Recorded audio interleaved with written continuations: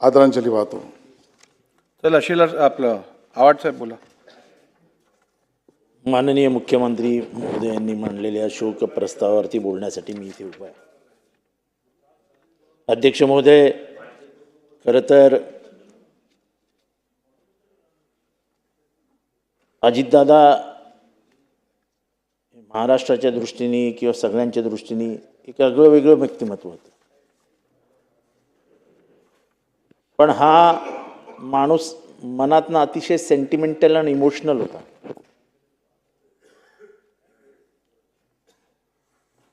एकदा एका प्रकरणात, सहकारी बँकेच्या प्रकरणात त्यांना राजीनामा त्यांनी स्वतःहून ठरवलं, मी राजीनामा देतोय. मी बरोबर होतो, आम्ही दोघं राजीनामा द्यायला गेलो आणि राजीनामा देत असताना त्यांच्या डोळ्यात आलेले अश्रू आणि त्यांनी माझा पकडलेला हात, ही गोष्ट मी कधीही विसरू शकत नाही. कोणाला काय म्हणायचं असेल ते म्हणा, पण त्यांच्यावर झालेल्या खोट्या नाट्यानं आरोपाने ते प्रचंड व्यथित असायचे. त्यांना प्रचंड वाईट वाटायचं. आणि 2000 ते 2014 या काळामध्ये टी व्हीवर जाणारा राष्ट्रवादी काँग्रेसतर्फे जे काही प्रतिनिधी होते त्याच्यातला एकमेव प्रतिनिधी मी होतो. त्याच्यामुळे दादोजी कोंडदेव प्रकरणात त्यांच्यावर झालेला आरोप, 70,000 कोटीवर त्यांच्यावर झालेला आरोप, एखादा शब्द तोंडातनं निघून गेला म्हणून झालेला आरोप, ह्या सगळ्याचा डिफेन्स करण्यासाठी मी टी व्हीवर जायचो. आणि त्याच्यानंतर ते डिफेन्स व्यवस्थित झालेत हे सांगण्यासाठी रात्री त्यांचा फोन यायचा. अध्यक्ष महोदय, सीएम को जाने का है. तडकाफडकी निर्णय घेणं हा त्यांचा म्हणजे त्यांचा डाव्या हाताचा खेळ होता. एकदा एका प्रकरणामध्ये टी व्हीवरती माझा आणि खडसे साहेबांचा वाद झाला आणि खडसे साहेब म्हणाले की इतका व्यस्त असलेला मंत्री एक फाईल 3 दिवसात सही करतो, हे कसं काय शक्य आहे?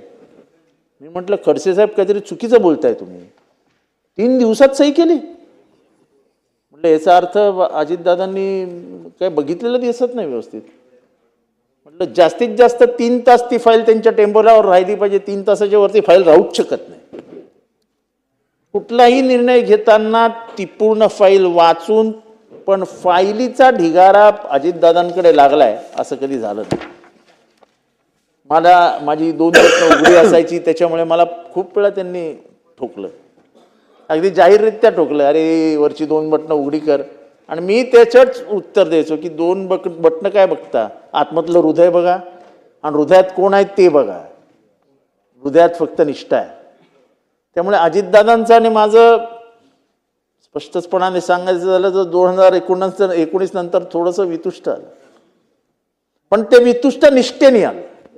माझं व्यक्तिगत त्यांच्या विरुद्ध काहीच नव्हतं. आणि म्हणून जेव्हा माझ्यावर एकदा आरोप झाला, एका बाईने आरोप केला आणि माझ्यावर 354चा गुन्हा दाखल झाला, तेव्हा सगळी कामं बाजूला ठेवून पहिल्यांदा माझ्या घरी येणारा माणूस अजित पवार.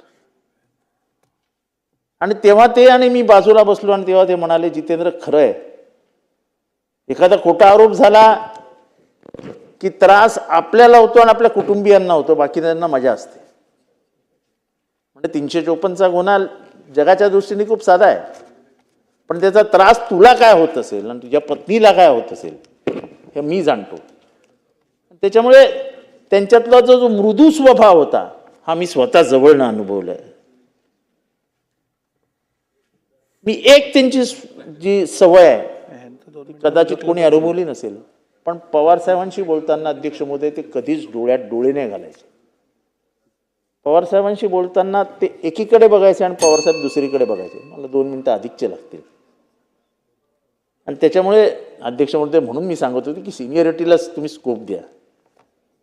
अध्यक्ष महोदय, त्यांचे आणि साहेबांचं एक वेगळंच नातं होतं. ते नातं कदाचित महाराष्ट्राला कळणारही नाही, पण प्रचंड आत्मीयता आणि प्रचंड प्रेम असलेलं त्यांचं काकांबद्दलचा स्वभाव होता. आणि हे सगळं मी जवळनं अनुभवलंय, जवळनं बघितलेलं आहे. अध्यक्ष महोदय, मला जाताना फक्त एवढंच सांगायचं आहे.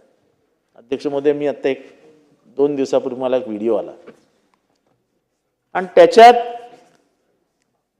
मकर संक्रांतीच्या निमित्ताने तिळगुळ देण्याची गोष्ट निघाली आणि त्यांना एका जाहीर कार्यक्रमात झी टीव्हीचा कुठला तरी कार्यक्रम असतो, हवा योद्धा किंवा कुठला तरी कार्यक्रम होता, त्याच्यात विचारलं की दादा तिळगुळ द्यायचा आहे तर तो तिळगुळ तुम्ही कोणाला द्याल? तर त्यांनी मिश्किलपणाने उत्तर दिलं, माझं नाव नाही घेतलं, मला हे तिळगुळ ठाण्याला पाठवा. दादा आज तुम्ही नाही, खरं तर मनात कधीच असं नव्हतं की काही वाईट बोलावं, पण काही प्रसंग असे आले ज्याच्यात काही भूमिका तुम्ही घेतल्या, काही भूमिका मी घेतल्या, पण त्या कधीच व्यक्तिगत नव्हत्या, त्या एका विचारधारातनं आलेल्या होत्या, त्या एका भूमिकेतनं आलेल्या होत्या. तुमचं मन दुखवावं आणि तुमचं मन दुःखी झालं असेल तर तो तो तो काळ तसा होता, ती वेळ तशी होती, पण तुमच्या त्या तिळगुळ ठाण्याला पाठवा हे जेव्हा मी ऐकलं,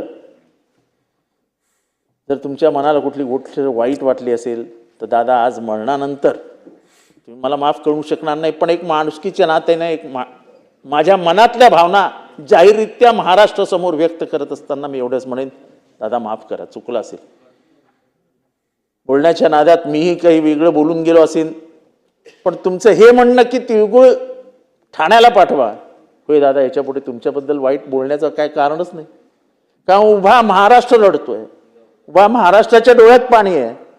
आज या संपूर्ण सभागृहातली झालेली भाषणं ऐकल्यानंतर तुमच्यातला मोठेपणा हा काय वेगळा सांगायला नको, पण महाराष्ट्राची मोठी हानी झाली ही शब्दातनं व्यक्त करू शकणार नाही, शब्दातनं व्यक्त होईल पण ती भरून निघणार नाही. महाराष्ट्राने एक विलासराव गमावले, महाराष्ट्रातने गोपीनाथराव गमावले, महाराष्ट्रातने आर.आर. आबा गमावले आणि महाराष्ट्राने अजितदादा गमावले. महाराष्ट्राने मोठा नेता गमावला. याला महाराष्ट्राच्या भविष्याची चिंता होती. महाराष्ट्राची झालेली हानी कधीही भरून निघणार नाही. अजितदादा, माझ्या म्हणजे तुमचं जे तिळगुळाचं ऐकल्यानंतर मला जास्त बोलावं असं वाटतं, पण माझ्याकडे वेळ कमी आहे, मला खूप अनुभव सांगायचे होते. धन्यवाद. पण